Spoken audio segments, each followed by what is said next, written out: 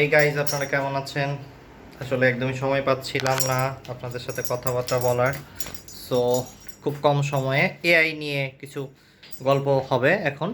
আপনাদের খুবই বেনিফিশিয়াল হবে। লিডার্স, ম্যানেজার্স, উদ্যোক্তা, টিচার্স, এর মধ্যে যে কোনো ব্যক্তিত্বের মানুষ আপনি হন না কেন, আপনার খুব কাজে লাগবে আজকের এই কনভারসেশনটা। এআইকে ইউজ করার ক্ষেত্রে অনেকেই অনেক কথা বলে, কিন্তু আমি আপনাদেরকে একটা ভিন্ন কথা বলবো। সেটা হলো এআই অনেক ইমোশনাল, এবং আপনার ইমোশন দ্বারা এআই অনেক বেশি ম্যানুপুলেটেড হয়। এবং আপনি যে এআইটা অপারেট করতেছেন, মোস্ট অফ দি টাইম ওই এআইটা মিসবিহেভ করার বা ভুল করার পেছনে আপনার এবং আপনার এআইয়ের ইমোশন দায়ী। ব্যাপারটা অনেকের কাছে বুঝতে ডিফিকাল্ট হতে পারে, বাট সহজ করে আমি বলে দিই। আমি অনেক মানুষকে এআই ট্রেনিং করানোর সময় এটা খেয়াল করছি যে এআই ব্যবহার করার সময় মানুষ তার নিজের ইমোশনের কারণে এআইয়ের মধ্যে এমন কিছু ইমোশন ডেটা পুট করে ফেলে, যেটার কারণে এআই অনেক বাজেভাবে পারফর্ম করে। সো একটা প্রম্পটের মাধ্যমে অনেক দীর্ঘ সময়, অনেক দীর্ঘ স্টেপসের কাজ এজেন্টিক এআইকে দিয়ে কিভাবে করানো যেতে পারে, সেটা নিয়ে আমরা কথা বলতে চাচ্ছি। কেমন আছেন আপনারা? It's me HRB. আজকে অনেকগুলো মিটিং করে ফেলছি, একদমই কথা বলার ইচ্ছে নাই, বাট স্টিল যেহেতু কন্টেন্ট ক্রিয়েট করার মাধ্যমে আপনাদের দু একটা মানুষের উপকার হয়, তাইলে হোয়াই নট। একটা অত্যন্ত কমপ্লেক্স প্রবলেমকে খুব ডিপলি চিন্তা করে খুব শান্ত হয়ে প্রম্পটিং করতে বসতে হবে। শান্ত না হয়ে খুব বেশি অ্যাগ্রেসিভ অনেক কাজ করতে হবে, অনেক কিছু ডেলিভার করতে হবে, এভাবে ভেবে এআই এর মধ্যে প্রম্পট কেউ কখনো ড্রপ করবেন না। আপনি নিজেই ইমোশনালি ব্রাস্ট হয়ে একটা মিসবিহেভ করতেছেন, এবং এই মিসবিহেভের রেজাল্টে এআই আপনাকে যে আউটপুটটা দেবে সেটাও খারাপই দেবে। সো আপনি দেখবেন সব থেকে সফিস্টিকেটেড কাজ এবং অনেক বড় একটা কাজ এআই খুব সুন্দর করে দেবে কোনো ঝামেলা ছাড়া, যদি আপনি আপনার ইমোশনের উপর প্রপার কন্ট্রোল রেখে প্রম্পটিং করতে বসেন। সো আমি বলতে চাচ্ছি না প্রম্পট লিখতে হয় কীভাবে, প্রম্পটের মধ্যে কনটেক্সট দিতে হয় কীভাবে, কনটেক্সট ইঞ্জিনিয়ারিং কী, লুপ ইঞ্জিনিয়ারিং কী, এগুলো নিয়ে তো আমি অনেক কথা বলছি আপনাদের আগেও, আমাদের ট্রেনিংগুলোতেও আমরা এগুলো নিয়ে কথা বলি। পুরো বাংলাদেশের বিভিন্ন জায়গায় আমরা এই ট্রেনিংগুলো করছি।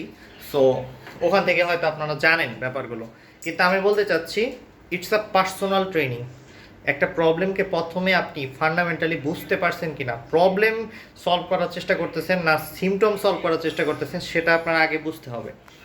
সো ধরেন এই যে কন্টেন্ট ক্রিয়েট করতেছি, এই কন্টেন্টটা আপনাদের জন্য ক্রিয়েট করা একটা প্রবলেম, কিন্তু এই প্রবলেমটার সমাধান করতে গেলে আমার নিজের দিক থেকে ভাবতে হবে আমার কোন সমস্যাটা হচ্ছে। আচ্ছা, আমার এডিটরকে এডিট করতে দিলে সময় নষ্ট হচ্ছে, আমার ভিডিওটার মধ্যে রিটেক নিলে সময় নষ্ট হচ্ছে, এই সব কিছু ভেবে আমি কিন্তু at a time non stop একটা ভিডিও ক্রিয়েট করি। তার মানে হলো আমি যে হাত পা নাড়তেছি, মাঝখানে কোনো গ্যাপ নেই, আমি কনস্ট্যান্ট কথা বলেই কন্টেন্টটা ক্রিয়েট করতেছি। এবং এর মধ্যে R&D করে আমি দেখলাম পজিটিভ নেগেটিভ কী হইতে পারে, কিছুই হইতে পারে না, কারণ আমার যে গুরুত্বপূর্ণ কথাগুলো কারো লাগবে, তার কাজে এখনও লাগবে, এটা ভালো এডিট না হইলেও তার খুবই কাজে লাগবে।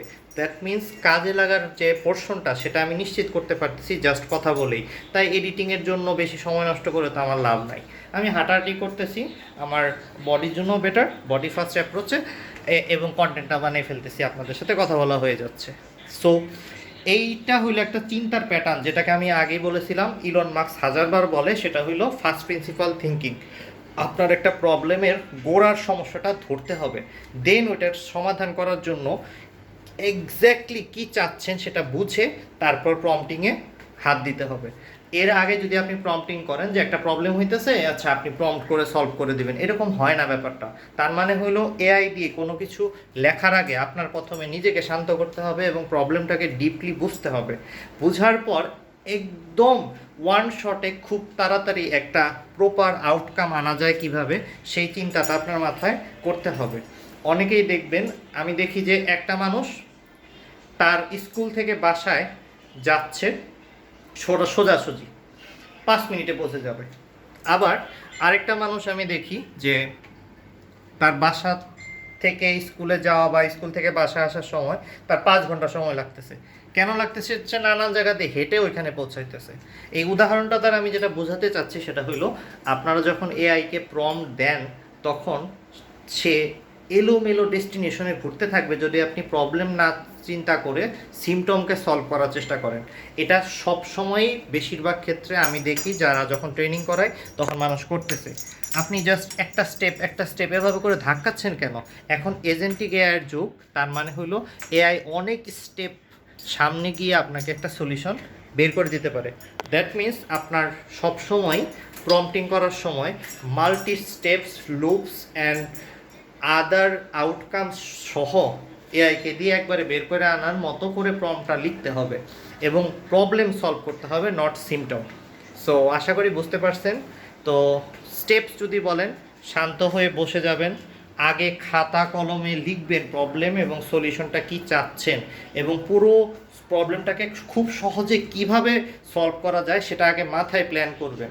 দেন আপনি দেখবেন রিল্যাক্সড ওয়েতে একটা প্রম্পট লেখা মাত্রই আপনার প্রবলেমের ম্যাক্সিমামটা সলভ হয়ে গেছে। কারণ আপনি ইমোশনালি ভালনারেবল না, আপনি ইমোশনালি স্ট্রং অ্যান্ড কুল মাইন্ডে প্রম্পটটা লিখছেন এবং এটার রেজাল্ট আপনি পাবেন, এটার জন্য আমি 100% গ্যারান্টি দিতেছি।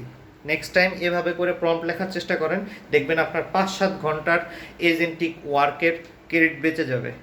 সো ভালো থাকবেন, খোদা হাফেজ, টাটা, বাই বাই।